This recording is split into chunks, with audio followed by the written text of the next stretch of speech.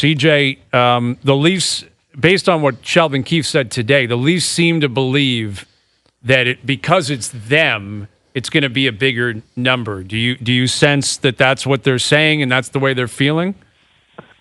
I certainly think there's an element of that. I don't know if you've seen the stats going around, but Jeff Veillette has put this out on Twitter, and basically, if you look in the era of since Peros has run player safety, the Leafs have.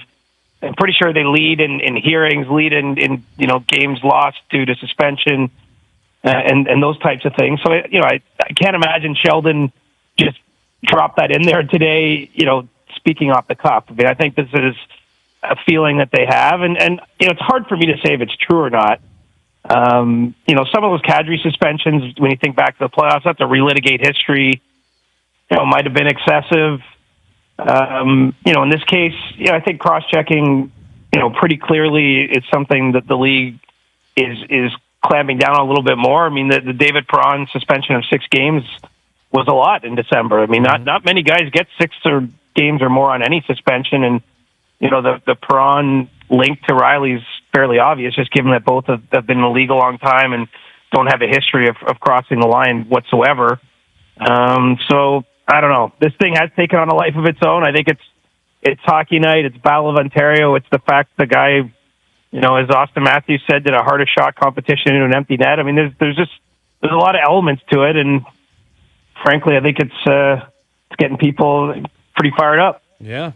Well, that's it. I mean, and that's something the Leafs supply that a lot of teams in the league don't, just by the nature of who they are. And the fan base and the media and the coverage and the understanding that it's going to lead to a lot of engagement. And I think that's kind of what the Leafs are indicating. I mean, like if you go through suspensions, you're like, those are worthy suspensions. Like Matthews on Dahlin was worthy. Bunting on Chernak was worthy. Both the Kadris, those are suspensions. So it's not as if it is strange considering they have a reputation as being a kind of a soft team. Yes. And yet they get suspended more than anybody else. Does not make sense. I'm sorry.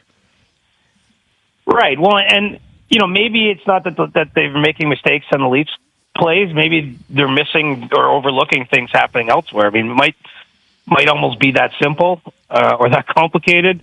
And, look, at the end of the day, I don't believe that.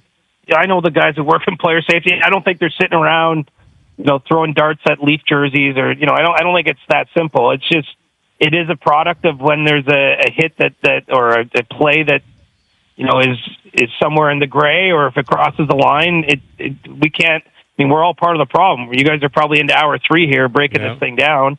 It gets amplified, and I think that the player safety wants to get it right. And the other part of this that's kind of funny is, yes, I mean, they're going down there for that hearing tomorrow, and it can be a 6-game suspension, but it doesn't mean it has to be. I mean, there's still a world where, they opt to go for something shorter, and it's almost like we're presupposing the outcome before we even know exactly what it's going to be. And, it's a little strange that there's such a lag between when the incident happened and when that hearing goes down tomorrow afternoon. But, I think that Rielly's going there and the Leafs are going there, the NHLPA, with the idea that they can get some leniency, that there's, whether it's supplying a little bit more of the context or explaining that, he realized he crossed the line, but it was a mistake or an accident. I mean, I'm not sure exactly how Morgan Rielly's going to describe this, but, maybe there's a world that comes in at 4 games instead of something like 6 or more. CJ, why isn't he on a bird on Sunday morning? Like, just, you want me to fly down there in person? Great. And I'll have lunch with you and we'll get this over with. Why does it take so long?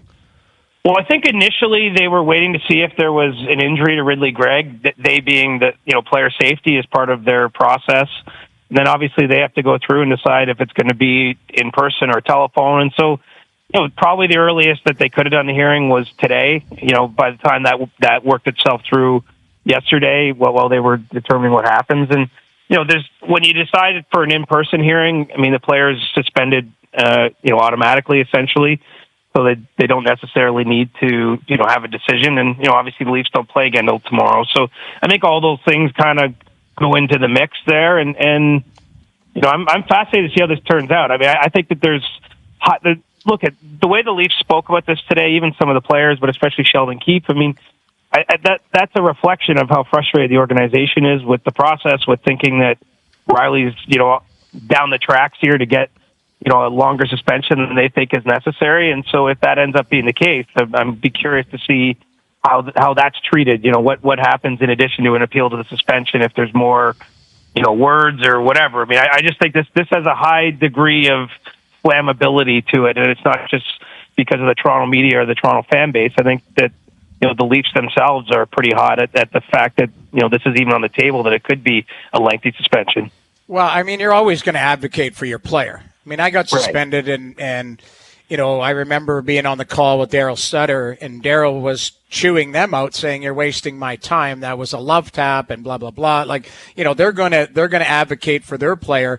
The PA does have to be involved. Like, there's a lot of factors in. I still think it could have been taken care of at least today, because if Ridley Gregg was deemed okay, Sunday, then you get this sorted out today. I guess, Chris, can you think of any in-person hearing that was less than 5?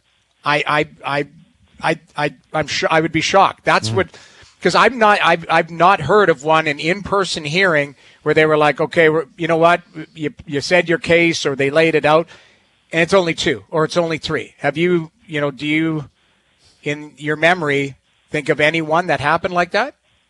I can't. I mean, I'm sure there probably has been one somewhere, but your larger point is correct here. I mean, if it happens very, very rarely, and to the degree that none of us can even think of it. And that's kind of what he's up against. I mean, look at it. It's not the same play, but David Perron was suspended 2 months ago for a cross check, kind of in retaliation. In that case, obviously Artem Zub didn't actually do anything, but at the time that the cross check was delivered, Perron thought that his teammate had been injured by Zub, and so he was retaliating sort of after the play. That there's some parallels here. I mean, I think what really hurts Morgan, in addition to the fact he cross-checked him in the head, is that it comes right after a goal. It comes not in the run of play. It's not like that. At least Matthews and Dahlin are engaging in a battle, and it goes too far. I think that oddly works in someone like Matthews' favor in that case, because I think it's understandable that he wasn't going out there to hurt the guy. It's just they were, the moment got a little heated. Whereas in Rielly's case, it doesn't look good. The plays stop. So CJ, sorry to tell you, pal. He's up against. Sorry to tell you, there's a lot of instances where you're like, that's a 5-game suspension, and it's just a fine. So there's no sense of talking about anything in the past, because I've seen that Trouba Frederick play in front of the net was insane, and he got a fine. There is a bunch of hits where it's like fine, and it's like I have the inconsistency is what the problem is. So everyone has their different thoughts and views and whatever what should happen here. The consistency in the past several years is why everyone's so jammed up when they're thinking about what's going to happen here, because it's been way off the charts. Like, you'll see the most egregious thing, and it's a $2,000 fine, and it's like, okay, I guess. And then the next one's 5 games, and then it's a fine. Very inconsistent. That's what is so frustrating. That's why the Leafs are frustrated. I think we can all speak on their behalf. It's not that they would even – I don't think anyone in the right mind is suggesting Morgan Rielly doesn't deserve a suspension. Of course he does. Like, at least a couple games. You said 2, I said 3, Noodles, you said 4. We're all in the same ballpark, right? Like, obviously that's an infraction that he's going to have to pay a price for, and they're going to suspend him. But the Leafs will probably say what you just said. It's like, and gets back to what you referenced earlier, CJ, about all the suspension for the Leafs. It's like when the Leafs do something, it's like, we got him. Like, we're suspending that guy. We can't miss that. And there's other stuff that happens in other markets, and it's like, well, that's a fine. It's like, how does that work? How is that like, a fine? How is that? And then that's their gripe, but it doesn't matter. It's over. He's going to get suspended.